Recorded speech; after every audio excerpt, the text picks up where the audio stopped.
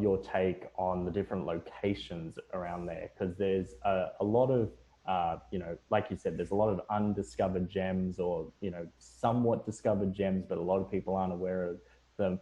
Are there any like particular countries or particular cultures that you've worked with in the past that you've found to be particularly successful or unsuccessful? Either way. It's a good question. I wouldn't broad stroke it as like a particular nation or culture would be successful or unsuccessful, because a lot of times there's so many variables, right? I mean, it could be, what information are you giving the team? Is the company you're at successful and clear in their expectations, right? So you could hire the same team in the same country in 100 different companies, and it could all work out differently because it's garbage in, garbage out, like any technologist, right? So, I mean, I've worked with places all over the world, most continents. I could just say like funny anecdotes about a lot of things, right? I feel like Americans always like British accents. So that's always fun, right? So I feel like a lot of people, if you just talk in a certain way, like you're not, and a lot of people will probably think you're British, but you're Australian, like whatever, that like they'll just combine the accents. I remember for a while I was working with a lot of Australians and people from New Zealand, and people wouldn't notice like that that's also not the same country and stuff like that. I found that part of the world really enjoyed their weekends, and they were like almost a day away time difference wise. So if you didn't get something in, Friday morning, forget it. Have a great weekend, mate, and that's it. But I mean, that was fun. I've done tons of stuff with different places in Eastern Europe and Romania and Russia, whatever, Canada, Latin America, Brazil, all sorts of places. I mean, I don't really think that there's like a distinct advantage of one place over another, because again, like people don't realize like in a single country, you could have so many different cultures, different dialects.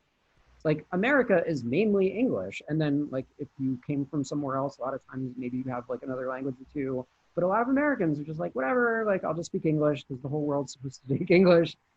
Maybe I'll learn, if I have to, I'll like speak French or Spanish in school because whatever, look how cultured I am.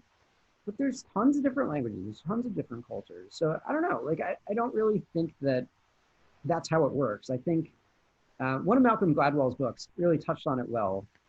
Outliers, Blink, one of those things, where basically there was like a Korean airline that would crash like 10 times more than everybody else because they were like, the co-pilot was like afraid to talk to the pilot.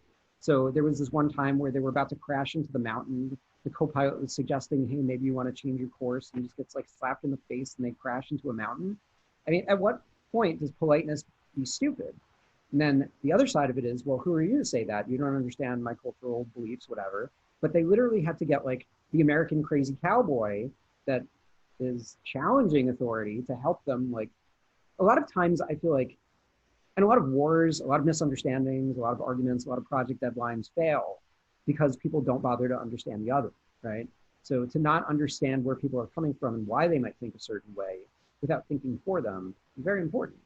Right? It's not that they want to do bad. I think ultimately, like people want to do the right thing. If they're not, fire the company. I mean, they're trying to defraud you or something. But I think a lot of times, people are trying to do the right thing. So understanding where people are coming from is essential.